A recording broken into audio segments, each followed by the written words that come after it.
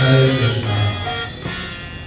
तो आज दो महान जो व्यक्तित्व हैं, महान हमारे जो आचार्यगण हैं, श्री चैतन्य महाप्रभु के जो पार्षद हैं, उनका तिरुभाव दिवस है।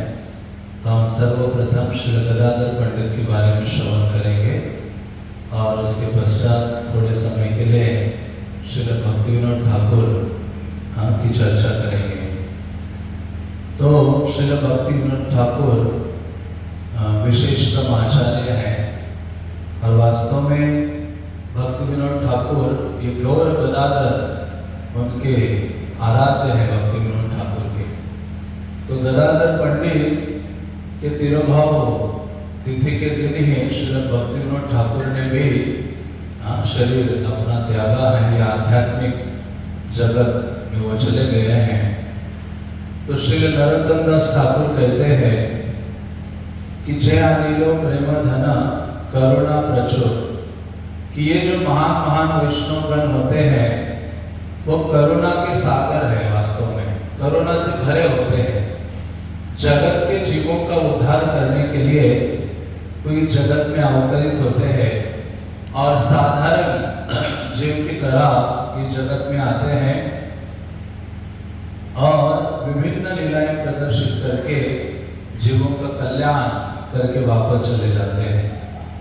तो भक्तिविनोद ठाकुर हरिदास ठाकुर के बारे में जब बोलते हैं तो वो कहते हैं कि वैष्णव का ये जगत में प्रकट होना भी उत्सव है और ये जगत से चले जाना भी क्या है, उत्सव है। तो ये जगत में जब वो रहता है तो भी कृष्ण की सेवा में लगा रहता है और ये जगत से वो चला जाता है तो भी नित्य रूप से शाश्वत कृष्ण की लीला में वो भगवत सेवा करने के लिए तत्पर हो जाता है। तो गदाधर पंडित के बारे में ऐसे कहा गया है कि चैतन्य महाप्रभु के जितने अंतरंग भक्त थे उनमें जो गदाधर पंडित हैं वो सर्वप्रधान है। हम प्रतिदिन पंचतत्व का वर्णन करते हैं या पंचतत्व से याचना करते हैं जब हरि नाम का उच्चारण करते हैं। श्री कृष्ण चैतन्य प्रभु नित्यानंद श्री अद्वैत गदाधर श्रीवासदि गौर भक्त वृंद। तो ये जो गदाधर पंडित है ये पंचतत्व में शक्ति तत्व है और गदाधर पंडित श्रीमती राधा रानी का ही प्रकाश है। कृष्ण लीला में गदाधर पंडित श्रीमती राधा रानी है। तो बल्कि राधा रानी की अंग कांति, राधा रानी के भाव को चैतन्य महाप्रभु या कृष्ण स्वीकार करते हैं और चैतन्य महाप्रभु के रूप में प्रकट होते हैं। तो लेकिन गदाधर पंडित भी राधा रानी ही है, लेकिन वो भी साथ साथ आती है ये देखने के लिए कि मेरा अभिनय करने जा रहे हैं कृष्ण, क्या वह सही रूप से अभिनय कर रहे हैं या नहीं है, उसको देखने के लिए और विशेष रूप से उनकी सेवा करने के लिए गदाधर पंडित अवतरित होते हैं। तो कवि कर्णपुर गदाधर पंडित के बारे में कहते हैं, श्री राधा प्रेम रूपाया पूरा वृंदावनेश्वरी साश्री गदाधर गौर वल्लभा पंडिताख्य कहा। तो कहते हैं राधा प्रेम स्वरूपाय पूरा वृंदावनेश्वरी, जो वृंदावनेश्वरी जो श्रीमती राधा रानी है वही गदाधर पंडित के रूप में चैतन्य लीला में प्रकट हो जाते हैं। जैसे नारद मुनि प्रकट हुए थे, कौन से रूप में, श्रीवास ठाकुर के रूप में है, बलराम नित्यानंद प्रभु हैं। तो इस प्रकार से राधा रानी या भगवान की अंतरंगा शक्ति चैतन्य महाप्रभु की लीला में गदाधर पंडित के रूप में प्रकट हो जाते हैं। इसी का ही वर्णन प्रेम विलास में किया है। वो कहते हैं, यही गौरांगेर प्रिय गदाधर है, श्री राधा प्रकाश मूर्ति यही महाशय, श्री राधा श्री कृष्ण मिली गौरांग ईश्वर, प्रकाश तरे राधा है गदाधर। तो कहते हैं राधा कृष्ण मिली गौरांग ईश्वर, राधा कृष्ण का मिलित तनु है चैतन्य महाप्रभु। तो उसी प्रकार से प्रकाशांतरे राधा है गदाधर, तो राधा रानी का ही प्रकाश गदाधर पंडित है। गौरांगेर परिचर्या करे भारत रे, जन्म लबिला गदाधर रूप धरे, तो गौरांग महाप्रभु की सेवा करने के लिए गदाधर पंडित चैतन्य लीला में प्रकट हुए हैं। उन्होंने राधा रानी ने गदाधर का रूप धारण किया है। तो ऐसे कहा गया है कि चट्टाग्राम, अभी तो बांग्लादेश में है वो, तो वहाँ बेलची नामक एक गांव है जहाँ माधव मिश्र और रत्नावती देवी के पुत्र के रूप में ये गदाधर पंडित का प्राकट्य हुआ था। तो उसमें वो कहते हैं, रत्नावती नंदन प्रेम पात्र हा नाथ माधवाचार्य पुत्र। तो रत्नावती के नंदन है गदाधर पंडित जो है। तो ऐसे गदाधर पंडित जो चैतन्य महाप्रभु के हमेशा निकट रहे हैं, नवद्वीप लीला में हमेशा चैतन्य महाप्रभु के साथ रहे हैं। चैतन्य महाप्रभु ने संन्यास ग्रहण किया, तो संन्यास के पश्चात भी जो गदाधर पंडित है वो भी हमेशा चैतन्य महाप्रभु के साथ रहे हैं। बल्कि गदाधर पंडित ने कभी महाप्रभु को छोड़ा नहीं है, सदैव चैतन्य महाप्रभु के संग में उनकी सेवा करने के लिए वो सदैव तत्पर रहा करते थे। तो ऐसे कहा गया है कि चैतन्य महाप्रभु जब नवद्वीप में थे, और ये अपने नवद्वीप में तो इनका घर नहीं था गदाधर पंडित का, लेकिन गदाधर पंडित के जो मामा हैं वो नवद्वीप में निवास करते थे। चैतन्य महाप्रभु के घर के बिल्कुल निकट ही गदाधर पंडित वहां रहा करते थे। तो बाल्यकाल से ही निमाय पंडित के साथ, चैतन्य महाप्रभु के साथ वो विभिन्न क्रीड़ाएं करते थे। आगे चलकर जब स्कूल जाने का समय आया, विद्या अर्जन करने का समय आया, तो उस समय भी ये जो गदाधर पंडित है वो उनके साथ ही थे, एक ही स्कूल में वो पढ़ा करते थे। और गदाधर पंडित के बारे में कहा गया है कि गदाधर पंडित कृष्ण के प्रति उनका गाढ़ अनुराग था, इतना प्रगाढ़ आसक्ति। इसलिए जब एक ही स्कूल में जब पढ़ते थे निमाय पंडित और ये, तो चैतन्य महाप्रभु बहुत आकर्षित थे गदाधर के प्रति, कि गदाधर छोटा सा है लेकिन बाल्यकाल से कृष्ण के प्रति बहुत प्रेम है। तो महाप्रभु उनसे आकर्षित रहा करते थे, धीर स्वभाव के थे, शांत थे, कृष्ण के प्रति उनका अनुराग था, और भौतिक विषयों से बिल्कुल ही दूर रहा करते थे। गदाधर पंडित के बारे में वर्णन आता है कि वो कदापि भौतिक विषय आदि की चर्चा नहीं करते थे, सदैव उनके चर्चा का विषय भगवान या भगवान के भक्त होते थे। तो ऐसे गदाधर पंडित महाप्रभुरस्तने गदाधरेर एकत्र अध्ययन शिशु काल है ते परम विरक्त भाग्यवान। वो कहते हैं बाल्यकाल से ही वो चैतन्य महाप्रभु के साथ एक साथ वो अध्ययन किया करते थे। और ये कहते हैं कि इतने भाग्यवान थे गदाधर पंडित कि जिनको चैतन्य महाप्रभु का बाल्यकाल से ही संग प्राप्त हुआ। तो एक बार जब ईश्वरपुरी नवद्वीप में आए थे, और नवद्वीप में आए तो अद्वैताचार्य जहाँ निवास करते थे, अद्वैताचार्य वहाँ भगवान की आराधना करने में लगे हुए थे। तो ईश्वरपुरी आकर ऐसे पीछे से बैठ गए, और वो सन्यासी थे ईश्वरपुरी, और कृष्ण के प्रति इतना अनुराग था ईश्वरपुरी का कि उनके आंखों से आंसुओं की धारा बह रही थी कृष्ण के विग्रह को देखकर। तो कुछ दिनों के लिए उसके पश्चात ईश्वरपुरी वहां रहे, और ईश्वरपुरी जब तक वहां रहे तब तक गदाधर ने उनकी सेवा की, और गदाधर पंडित ईश्वरपुरी का संग किया करते थे, और उनसे कृष्ण की जो कथा है वो सुना करते थे। कृष्ण कथा, क्योंकि ईश्वरपुरी ने ग्रंथ लिखा था कृष्ण लीलामृत, जिसमें कृष्ण की दिव्य लीलाओं का चर्चा या वर्णन किया था। तो ऐसे ईश्वरपुरी जब कृष्ण लीला का वर्णन करते थे, तो गदाधर ऐसे एकमेव थे कि जो उनसे श्रवण करते थे, और सुनते सुनते कृष्ण के विरह में रो पड़ते थे।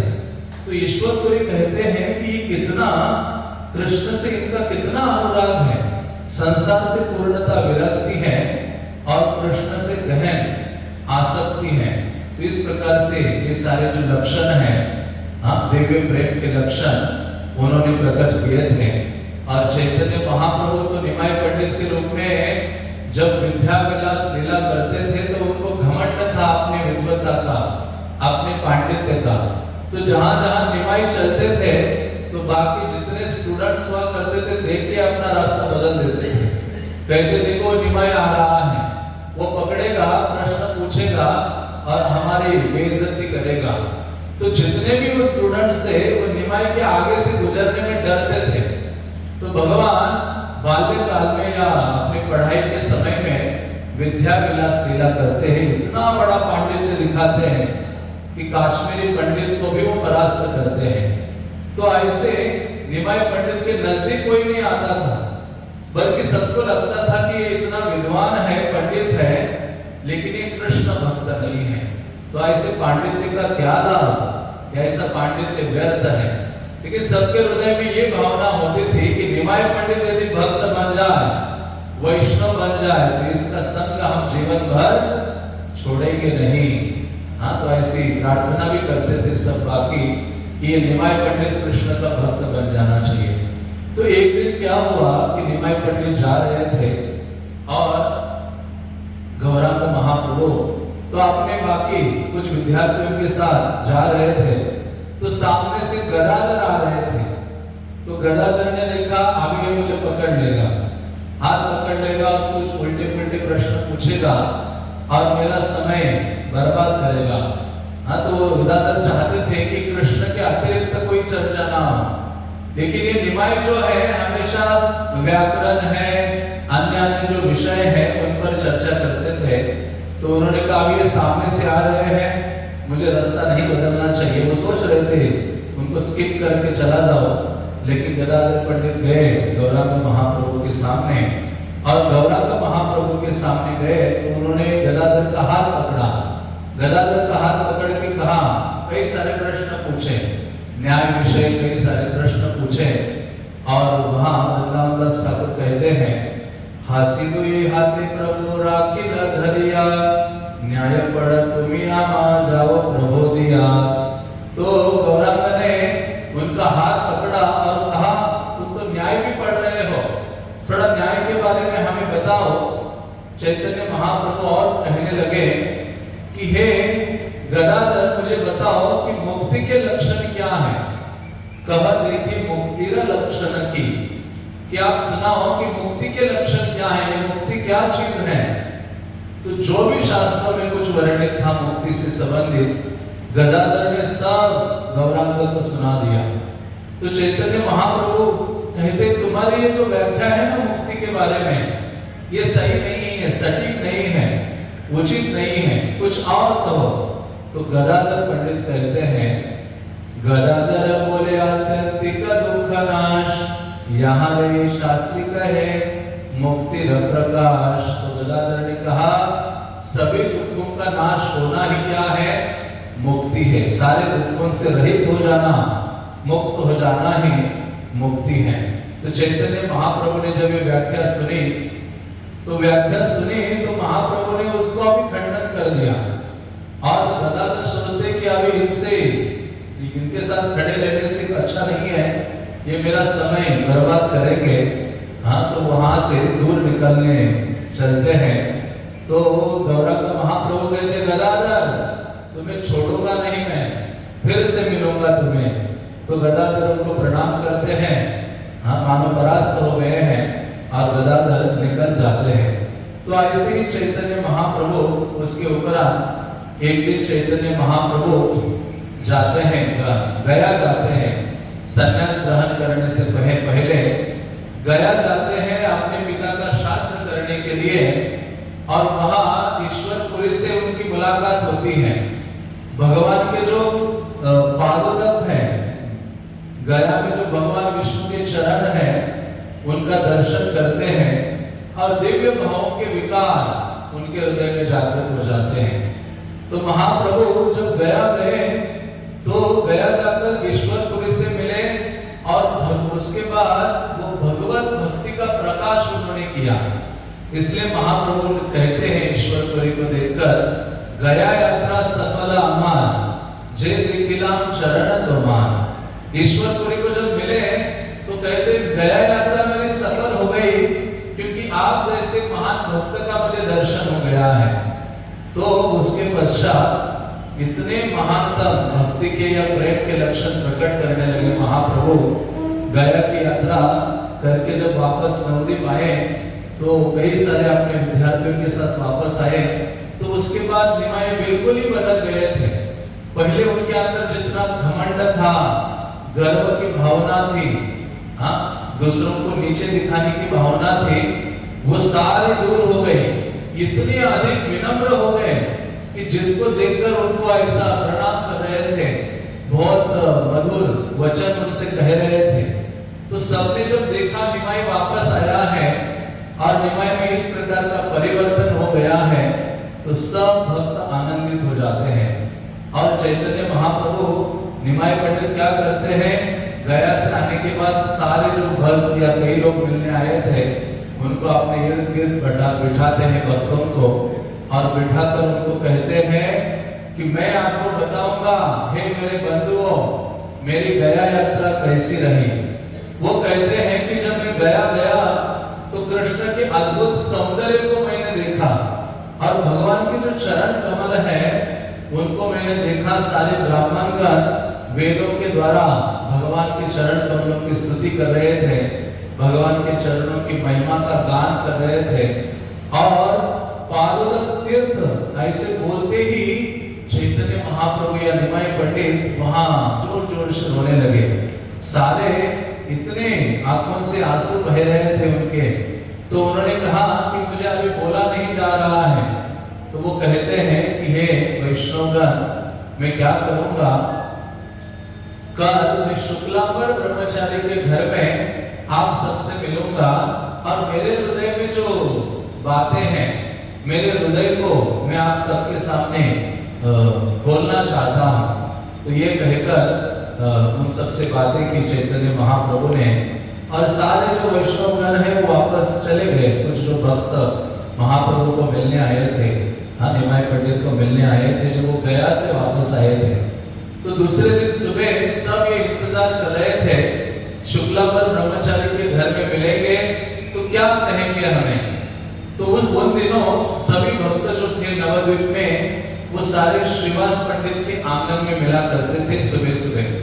वहां एक कुंद फ्लावर्स का एक गाछ था या पेड़ था, जहां सब वैष्णवगण आते थे फूल तोड़ने के लिए, और तोड़ते तोड़ते वो सारे चर्चा किया करते थे कि क्या क्या घटित हुआ है। तो सब भक्त आपस में चर्चा करने लगे, अरे हाँ, निमाई वैष्णव है लो, निमाई पंडित क्या हो गया है, अभी वैष्णव हो गया है, भक्त हो गया है। तो सब चर्चा कर रहे थे कि अभी मानो हमारे जो वैष्णव कुल है उसकी वृद्धि हो गई है, वैष्णव कुल बढ़ गया है, कि निमाई जैसा विद्वान अभी कृष्ण का भक्त बन गया है। तो सब बड़े आनंदित थे, और विशेष रूप से श्रीवास पंडित आनंदित थे। हाँ, क्योंकि श्रीवास पंडित जब भी मिलते थे कहते थे, अरे तुम्हारे इस विद्या का, ज्ञान का क्या लाभ, ऐसी विद्या व्यर्थ है जिस विद्या के द्वारा व्यक्ति कृष्ण का भजन नहीं करता, या जिस विद्या के द्वारा कृष्ण की सेवा नहीं करता। तो निमाई पंडित कहते थे, श्रीवास आप मुझे आशीर्वाद दो, और आप मेरे लिए प्रार्थना करो कि मैं एक दिन वैष्णव बन जाऊं। हाँ, तो श्रीवास पंडित कहते हैं, मैं तुम्हारे लिए प्रार्थना करूंगा। महाप्रभु कहा करते थे निमाई कि वैष्णव की कृपा से ही कोई व्यक्ति कृष्ण के प्रति अपना अनुराग विकसित कर सकता है, कृष्ण के प्रति आकर्षित हो सकता है, या भक्त बन सकता है। क्योंकि भगवान के जो भक्त हैं उनकी महती जो कृपा है, आशीर्वाद है, उसके फलस्वरूप ही व्यक्ति भगवान का भक्त बन सकता है। तो ऐसी प्रार्थना वो पहले कई बार श्रीवास पंडित को किया करते थे।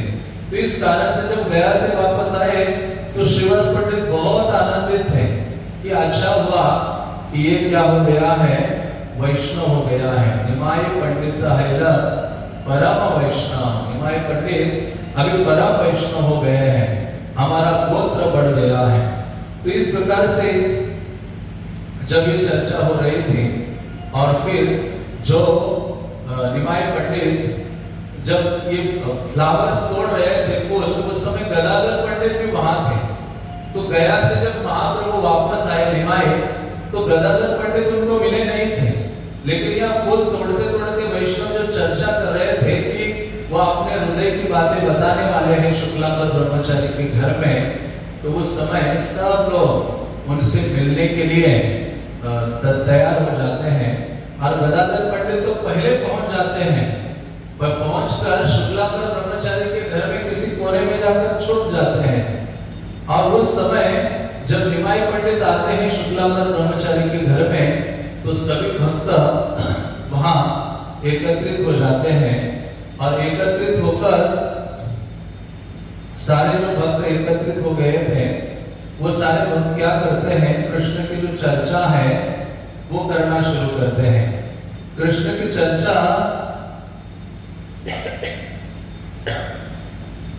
कृष्ण की जब चर्चा करते हैं तो निमाई पंडित बहुत अधिक भावावेश में आते हैं। भावावेश में आकर कृष्ण का स्मरण करते करते अपने प्रेमाश्रु निकालते हैं और मूर्छित होते हैं। कई बार फिर उठ जाते हैं, उठकर फिर एक वहां जो पिलर था उसका आलिंगन करते हैं, तो वो पिलर भी गिर जाता है। और अचानक अंदर से कुछ आवाज आती है, तो निमाई कहते हैं, अरे ये कौन है अंदर? तो भक्त कहते हैं कि आपका जो गदाधर है ना, वो वहां क्या हुआ है, छुपकर बैठे हुए हैं। हाँ, आपसे वो छुपे हुए हैं और वहां वो बैठ गए हैं। तो इस प्रकार से तो निमाई पंडित ने कहा, गदाधर गदाधर इधर आ जाओ। तो गदाधर आते हैं, अपना गर्दन नीचे करते हुए महाप्रभु के सामने खड़े हो जाते हैं। कहते, गदाधर तुम कितने महान हो। हाँ, मैं तो अभी समझ पा रहा हूँ कि कृष्ण की कितनी मधुरता है। हाँ, कृष्ण की भक्ति कितनी महत्वपूर्ण है। लेकिन गदाधर तुम तो शिशु काल से ही कृष्ण के प्रति अत्यधिक आकर्षित रहते हो। बाल्यकाल से ही कृष्ण के प्रति महान भक्ति तुम्हारे हृदय में है। तो चैतन्य महाप्रभु शुक्लांबर ब्रह्मचारी के घर में गदाधर पंडित का गुणगान करते हैं और गदाधर पंडित वो सारी चीजें उनकी सुनते रहते हैं। तो ऐसे गदाधर पंडित हमेशा चैतन्य महाप्रभु के नजदीकी रहा करते थे और गदाधर पंडित महाप्रभु पर छोड़कर कहा जाते नहीं थे। तो जब निमाई गया से वापस आए तो इतना अधिक कृष्ण के प्रति भावावेश को प्रकट करते थे कि निरंतर कृष्ण प्रेम में मग्न रहते थे और हमेशा रोते रहते थे, कोथा कृष्ण, कोथा कृष्ण, कृष्ण कहाँ है, कृष्ण कहाँ है। तो शशि माता कहती थी कि मेरे पुत्र को क्या हो गया है। हाँ, उनको डॉक्टर के पास भी ले गए, वैद्य के पास। उन्होंने कहा इसको वायु रोग हो गया है, उसकी वायु की स्थिति बिगड़ गई है, जिसके कारण इस प्रकार का व्यवहार करता है निमाई। तो श्रीवास पंडित जब आए तो श्रीवास पंडित सची माता को कहते, इसको वायु रोग नहीं हुआ है, इसको क्या हुआ है, कृष्ण प्रेम का रोग हो गया है। कृष्ण के प्रति इसको आसक्ति हो गई है, प्रेम हो गया है, जिसके सारे लक्षण हैं। तो एक दिन गदाधर पंडित आते हैं तांबूल लेकर निमाई पंडित के लिए। तो वृंदावन दास ठाकुर इस लीला का वर्णन करते हैं। वो लिखते हैं, एक दिन तांबूल लैया गदाधर हरीश हैलासी प्रभु रघुचर। तो एक दिन तांबूल लेकर गदाधर चैतन्य महाप्रभु के पास आते हैं। गदाधर ने कि प्रभु कहे न जिज्ञासा, कोथा कृष्ण आछे न श्यामल पीतवासा।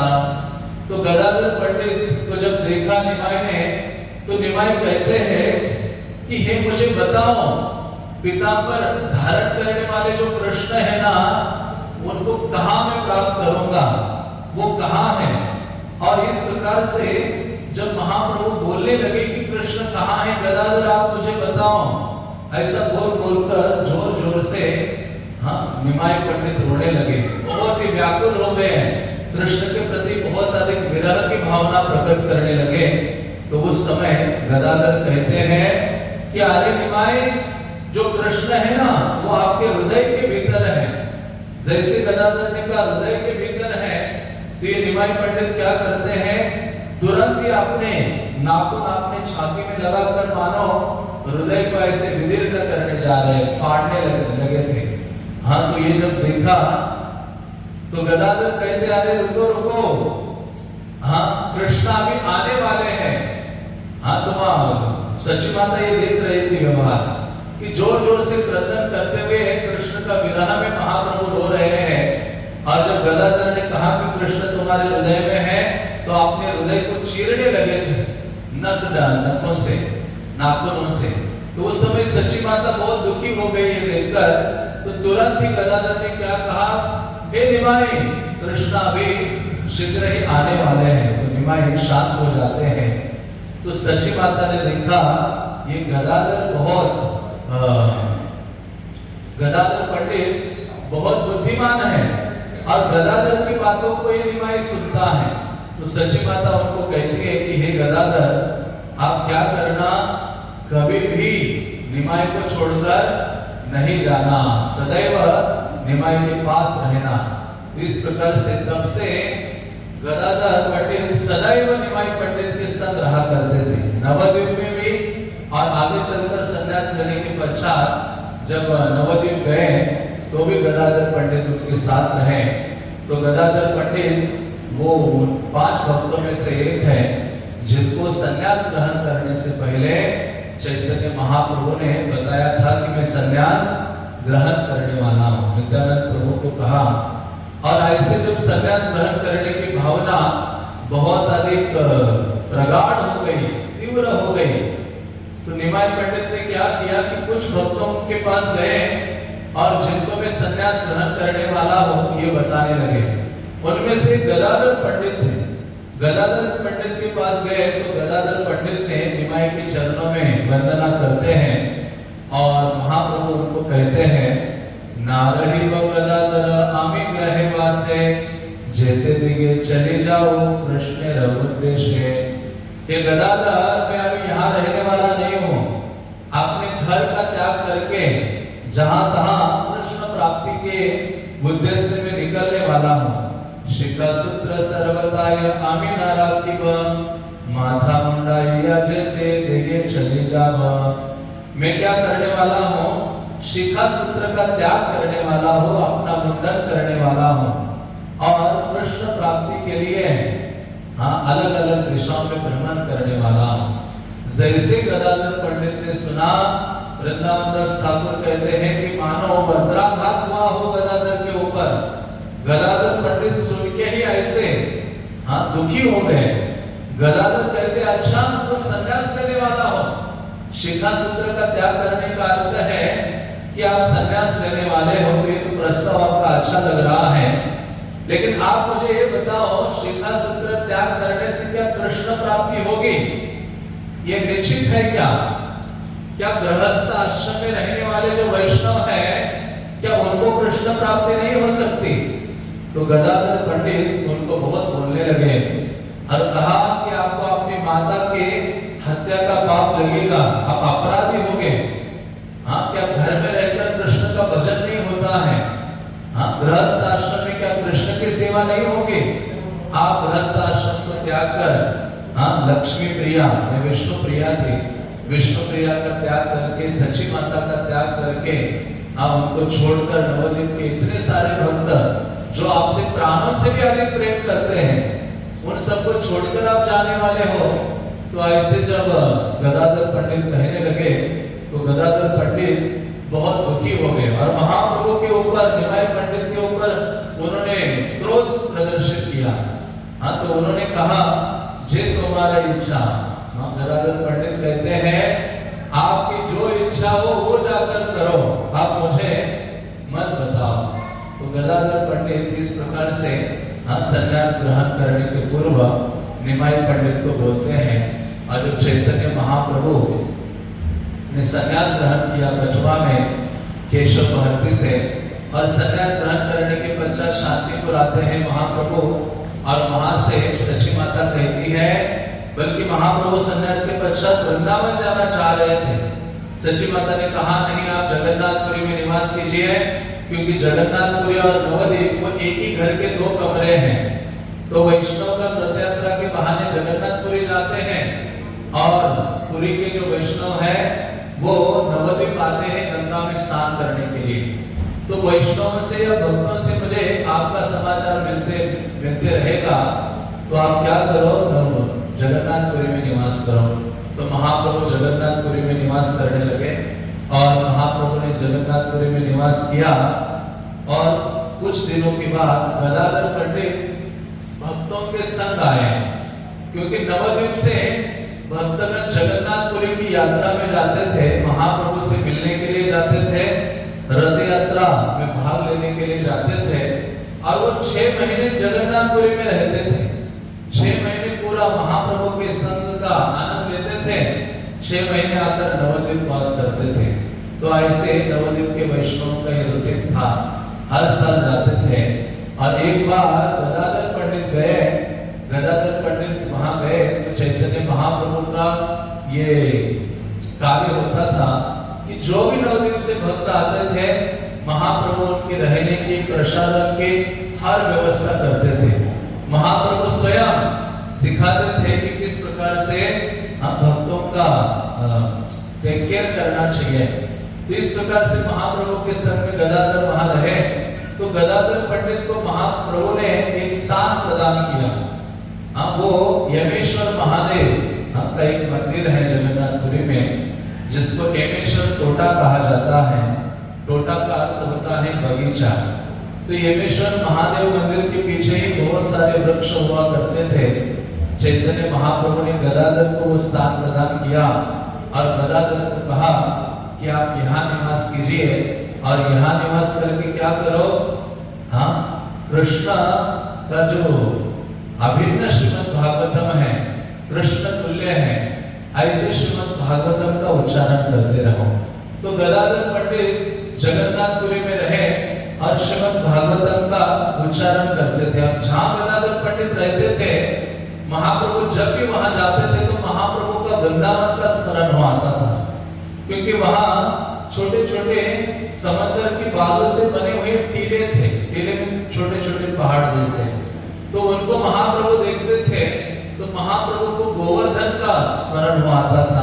और वहां एक वट वृक्ष था, तो उसको देखकर चैतन्य महाप्रभु को वृंदावन के बंसीवट का स्मरण हो आता था।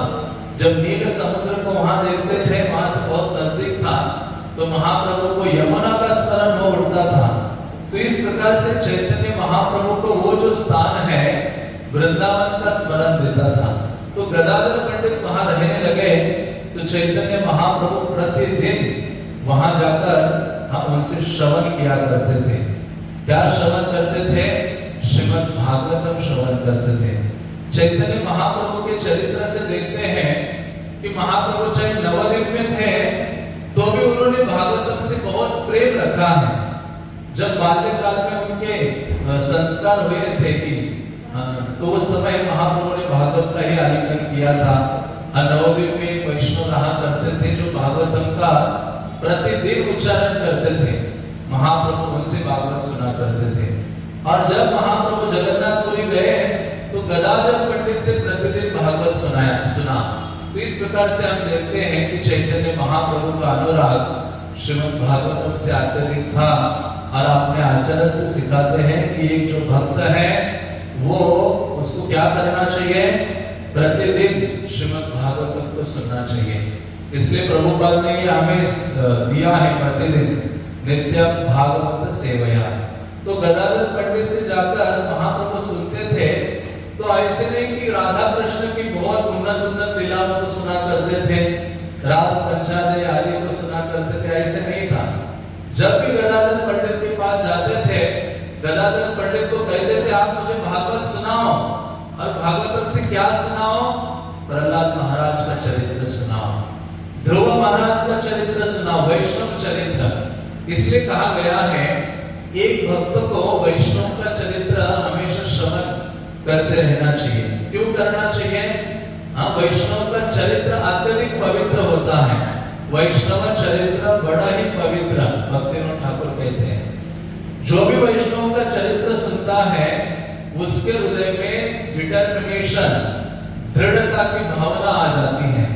भगवान की सेवा करने के लिए, गुरु की सेवा करने के लिए दृढ़ता का भाव आता है। इसलिए सभी भक्तों का यह अनुभव है इस बात में जब वो बहुत साल बिताने पर भी थोड़े ढीले हो जाते हैं तो वो क्या करते हैं, प्रभुपाद का लीलामृत उठाते हैं और पढ़ने लगते हैं। जैसे प्रभुपाद का लीलामृत पढ़ते हैं फिर से उनके अंदर वो प्रेरणा, वो उत्साह आ जाता है, वो दृढ़ता आ जाती है गुरु और कृष्ण की सेवा करने के लिए। इसलिए कहा गया है कि जब ये आविर्भाव तिरुभाव आते हैं तो हमें उत्सव की तरह आचार्य का चरित्र सुनना चाहिए, बारंबार सुनना चाहिए, क्योंकि कलियुग का जीव क्या है, एक बार सुनने से उस पर प्रभाव नहीं पड़ता है। इसलिए क्या बोला गया है, हरेर नाम हरे नामेव केवलम कलो नास्तेव नास्तेव नास्तेव गतिरन्यथा। तो 3 बार बोला गया है, क्योंकि एक बार हमसे हमारा कलियुग के जो बहुत अधिक बद्ध है तो उनको बार सुनना चाहिए। हाँ, तो चैतन्य महाप्रभु ऐसे नहीं कि अरे प्रहलाद महाराज के बारे में मैं तो जानता हूँ। कभी कभी हमें होता है ना, हम थोड़ी सी बुक्स पढ़ लेते हैं, ग्रंथ पढ़ते हैं तो हमें लगता है मुझे तो ये भी पता है, मुझे वो भी पता है, तो हम श्रवण करने में आलसी होते हैं। तो माया इस प्रकार से फिर प्रभाव डालना शुरू करती है। जब हम बैठकर वैष्णव के बीच में भगवत चर्चा को नहीं सुनते तो धीरे धीरे माया हमारे हृदय को क्या करती है, बहुत अधिक अनर्थों से भरने लगती है और ये भावना प्रदान करती है कि मैं तो सब कुछ जानता हूँ। लेकिन चैतन्य महाप्रभु स्वयं गदाधर पंडित के चरणों में बैठ के सुन रहे हैं। हाँ, तो प्रभुपाद भी प्रार्थना करते हैं। हाँ, वो कहते हैं कि हे प्रभु कृष्णा, आप मुझे इस बेहद न्यूयॉर्क के स्थान में लाए हो। मेरा नाम भक्ति वेदांत है, लेकिन मुझ में ना भक्ति है ना ज्ञान है, इतनी विनम्रता। तो उसी प्रकार से महाप्रभु इतने अंतर्यामी प्रभु है, सारे शास्त्रों की ज्ञाता है, फिर भी प्रतिदिन जाकर गदाधर पंडित के चरणों में बैठते हैं, प्रतिदिन भागवत सुनते थे। 2 स्थानों में सुनते थे। एक तो नरेंद्र सरोवर है जगन्नाथपुरी में, उसके तट पर बैठ के सुनते थे, और दूसरा जहाँ ये यमेश्वर महादेव का मंदिर है उसके निकट पेड़ों के बीच में वो जो बगीचा था वहां बैठकर सुनते थे। ऐसे नहीं कि 1 बार सुना, 2 बार सुना, 4 बार सुना, नहीं, हम कहते मैं तो प्रतिदिन सुनता हूँ। महाप्रभु ने कितनी बार वही चरित्र सुना, प्रहलाद महाराज का और ध्रुव महाराज का। तो एक दिन जब महाप्रभु ऐसे सुन रहे थे तो सुनते सुनते चैतन्य महाप्रभु भावावेश में आ गए, क्योंकि कलियुग के बद्ध जीवों की एक ही दवाई है, कृष्ण कथा, भव औषधि स्तोत्र मनोभिरामा। परीक्षित महाराज कहते हैं ना, ये भव औषधि है श्रवण, जो कानों के माध्यम से कृष्ण कथा ग्रहण करनी चाहिए। जितना सुनेंगे सुनेंगे सुनेंगे तो भौतिक विषयों के प्रति जो आसक्ति है वो शून्यवत हो जाएगी। इस संसार में भी देखो, व्यक्ति राजनीति के बारे में सुनते हैं, क्रिकेट प्लेयर्स के बारे में सुनते हैं, मूवी स्टार्स के बारे में सुनते हैं, बार-बार सुनते हैं, तो उन्हीं से ही उनका आकर्षण बढ़ता है। हाँ, तो उसी प्रकार से जब हम वैष्णव के बारे में सुनेंगे तो वो हमारे असली हीरो हैं। भगवान के बारे में सुनेंगे तो प्रगाढ़ आसक्ति, प्रगाढ़ प्रेम, सेवा की भावना उनके प्रति होगी। तो ऐसे महाप्रभु ने सुना, सुनते हुए एक दिन इतने भावावेश में आ गए, महाप्रभु कहने लगे, गदाधर हमारा प्राणनाथ कोथाय, गदाधर मेरे प्राणनाथ कहाँ है। हाँ, तो महाप्रभु ऐसे आंखों से आंसू बहने लगे और बोलने लगे, मेरे प्राणनाथ कहाँ है, मेरे प्राणनाथ कहाँ है। और जो बालों में बैठे थे, हाँ, वो ऐसे बालों अपने हाथ से मिट्टी ऐसे दूर करने लगे। ऐसे दूर की तो चैतन्य महाप्रभु को एक मुकुट नजर आया, तो नीचे विग्रह थे उस बालों से निकलने वाले थे। तो गदाधर को कहते हैं, गदाधर, ये गदाधर कहते, गदाधर गदाधर जदि ये स्थाने कोन मूल्यवान। गदाधर को कहते हैं कि ये गदाधर, इस स्थान में कोई मूल्यवान वस्तु मुझे लग रहा है और इसको मैं निकालूं तो क्या आप उसको स्वीकार कर सकते हो। गदाधर कहते हैं कि हे प्रभु, जो भी चीज वहां से निकलेगी और आप मुझे दोगे तो मैं क्या करूंगा, आपने मस्तक का उसको आभूषण बनाकर रखूंगा, मतलब उसकी सेवा करूंगा। तो गदाधर को बुलाते हैं, गदाधर आओ आओ, देखो मेरे प्राणनाथ का मुकुट दिखाई दे रहा है। गदाधर भागवत बोलते बोलते रोक के आ जाते हैं और गदाधर पंडित के साथ महाप्रभु सारी जो बालू है, मिट्टी है, वो हटा देते हैं और नीचे से विग्रह निकल आते हैं। और वो विग्रह कौन से थे? गोपीनाथ के विग्रह थे। महाप्रभु ने स्वयं उनका नामकरण किया गोपीनाथ, और गोपीनाथ नामकरण किया और उनके साथ ललिता सखी थी, राधा रानी थी। चैतन्य महाप्रभु ने गदाधर पंडित को दे दिए और गदाधर पंडित कहते हैं मैं अपने मस्तक का आभूषण बनाऊंगा, अपने जीवन के अंत तक उनकी सेवा करूंगा। तो ये देखकर, ये सुनकर महाप्रभु आनंदित होते हैं। तो ऐसे गदाधर पंडित के जो विग्रह है गोपीनाथ, उनका नाम टोटा गोपीनाथ पड़ा, क्योंकि टोटा का अर्थ होता है बगीचा उड़िया भाषा में। तो उस बगीचे के अंदर गोपीनाथ की सेवा गदाधर पंडित करने लगे, जिनका प्राकट्य महाप्रभु ने स्वयं करवाया था और गदाधर पंडित को प्रदान किया था। गदाधर पंडित उनको स्वीकारते हैं और उनकी सेवा करने लगते हैं। तो वृंदावन दास ठाकुर गोपीनाथ के बारे में लिखते हैं, गदाधर भवने मोहन गोपीनाथ, आचनये छेननंद कुमार साक्षात, आपने चैतन्य तारे करे आचल कोले, आदि पाषाणी से विग्रह देखी भूले। वो कहते हैं पाषाणी व्यक्ति भी उस विग्रह का दर्शन करेगा तो भी वो अपनी भौतिकता को भूल सकता है, देहात्म बुद्धि को भूल जाएगा, भगवान का भक्त बन सकता है। इसलिए वो कहते हैं कि नित्यानंद प्रभु जब आए और गोपीनाथ को देखा तो नित्यानंद प्रभु जोर जोर से क्रंदन करने लगे। तो ऐसे विशेष विशेष जो विग्रह हैं उनके गदाधर पंडित के, जिनकी आराधना की थी गदाधर पंडित ने, तो गदाधर पंडित ने उनकी आराधना अपने अंत तक की। और गदाधर पंडित ने क्षेत्र संन्यास लिया था कि जगन्नाथपुरी को मैं कब छोड़कर नहीं जाऊंगा, लेकिन चैतन्य महाप्रभु जब वृंदावन के लिए निकल पड़े तो उन्होंने कहा नहीं नहीं, मैं भी आपके साथ आऊंगा। महाप्रभु कहते अरे तुम्हारे जो गोपीनाथ की सेवा कौन करेगा, क्षेत्र संन्यास का व्रत। तो गदाधर कहते हैं आपके संग रहने के लिए सब रसातल में चले जाएं, लेकिन मैं आपके संग में ही रहूंगा। फिर भी महाप्रभु चाहते थे कि गदाधर नहीं आए, अपने व्रत का भंग ना करे, गोपीनाथ की सेवा छोड़कर ना आए। लेकिन फिर भी जब महाप्रभु जगन्नाथपुरी से वृंदावन के लिए निकले, भुवनेश्वर के आगे कटक तक आए, तो गदाधर पंडित भी वहां तक आए। और गदाधर पंडित कहते मैं आपके साथ नहीं जा रहा हूँ, मैं अकेले जा रहा हूँ, और मेरा व्रत टूट जाए तो मैं उसका जो रिएक्शन है उसको भोग करने के लिए तत्पर हूँ। तो लेकिन चैतन्य महाप्रभु को कहा जाता है कि वो अपने भक्तों के व्रत की रक्षा करते हैं। तो महाप्रभु वहाँ महानदी में जब नाव में बैठने लगे तो सार्वभौम भट्टाचार्य को कहा कि गदाधर को पकड़कर वापस ले जाओ जगन्नाथपुरी, क्योंकि उनका व्रत भंग नहीं होना चाहिए। क्षेत्र संन्यास और गोपीनाथ की सेवा नहीं उनसे छूटनी चाहिए। तो फिर गदाधर पंडित वहाँ महाप्रभु नाव में बैठते और चले जाते आगे। गदाधर मूर्छित होकर पड़ते हैं वहाँ और उनको सार्वभौम भट्टाचार्य आदि भक्तगण वापस लाते हैं। तो ऐसी कई सारी गदाधर पंडित की लीला है चैतन्य भागवत आदि ग्रंथों में। तो गदाधर पंडित ने अंत तक गोपीनाथ की सेवा की, और बल्कि गोपीनाथ की महाप्रभु हमेशा आते थे, गोपीनाथ की सेवा करते रहे। और हम जानते हैं कि गोपीनाथ विग्रह में ही चैतन्य महाप्रभु अंतर्धान हो गए थे।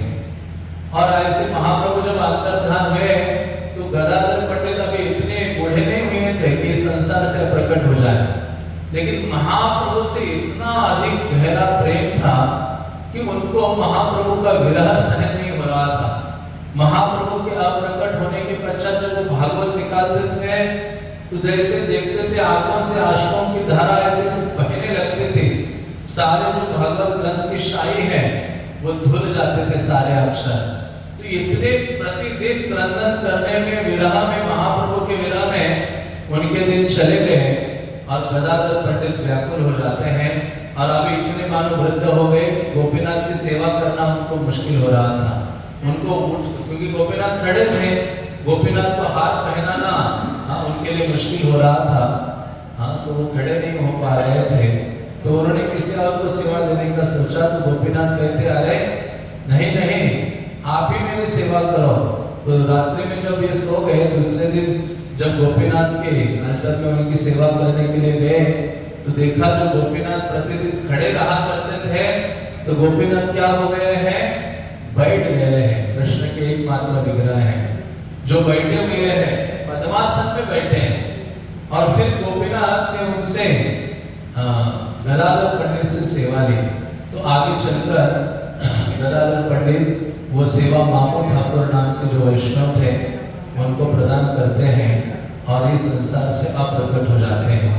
तो ऐसे गदाधर पंडित का आज तिरुभाव है।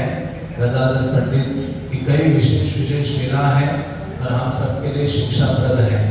तो ऐसे गदाधर पंडित के तिरुभाव तिथि के दिन ही जो हमारे संप्रदाय के सप्तम गोस्वामी भक्ति विनोद ठाकुर ने भी आज शरीर त्यागा था।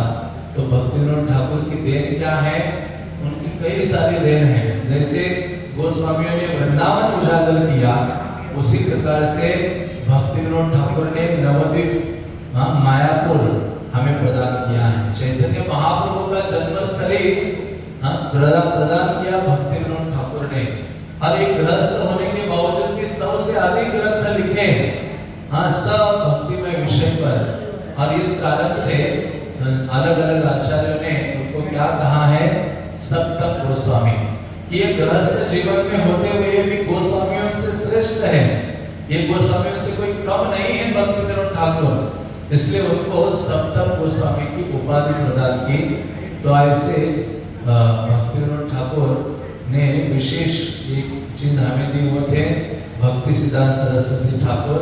और भक्ति सिद्धांत सरस्वती ठाकुर ने एक ऐसे शिष्य प्रदान किए, वो थे श्रील प्रभुपाद, जिन्होंने भक्ति विनोद ठाकुर भक्ति सिद्धांत सरस्वती महाप्रभु की जो शिक्षा है पूरे जगत में ले गए।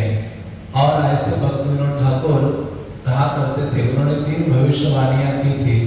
एक था कि एक समय आएगा कि जो रशिया, फ्रांस, जर्मनी ऐसे देशों के नाम उन्होंने लिखे थे।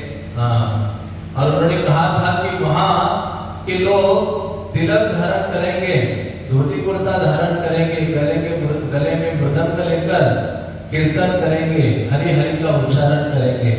और उन्होंने कहा एक समय आएगा कि वो सारे विदेशी लोग नवद्वीप मायापुर में आएंगे और बंगाली भक्तों के गले में गला डालकर आलिंगन करते हुए जय सच्चिदानंद गौर हरि का कीर्तन करेंगे। तो और एक चीज कही थी कि एक ऐसा भक्त आएगा जो सारे संसार में चैतन्य महाप्रभु की शिक्षाओं को लेकर चला जाएगा। तो इस प्रकार से भक्ति सिंह विनोद ठाकुर ने ये भविष्यवाणी की थी, तो उसकी पूर्ति श्रील प्रभुपाद ने की है। तो आज भक्ति विनोद ठाकुर का भी तिरुभाव तिथि है। जिस दिन वैष्णव का आविर्भाव और तिरुभाव होता है, उस दिन वैष्णव अत्यधिक दयालु होते हैं। उन दिनों उस दिन हमें उनका विशेष उनके प्रति प्रार्थना और याचना करनी चाहिए। भगवत भक्ति में सेवा के लिए, भगवत भक्ति में आगे बढ़ने के लिए। तो हम श्री भक्ति विनोद ठाकुर के चरणों में और श्री गदाधर पंडित के चरणों में प्रार्थना करते हैं कि वो हमें यथोचित शक्ति और बल दे, ताकि हमारा अनुराग भगवान के नाम में हो और श्री प्रभुपाद और गुरु वैष्णव आदि की सेवा में हो। हरे कृष्णा कृष्णा कृष्णा हरे हरे, हरे राम राम राम हरे हरे। श्री गदाधर पंडित तिरुभाव तिथि महामहोत्सव के, श्री भक्ति विनोद ठाकुर तिरुभाव तिथि महामहोत्सव के, श्री प्रभुपाद की निताय गौर प्रेमानंदे। हरे कृष्ण।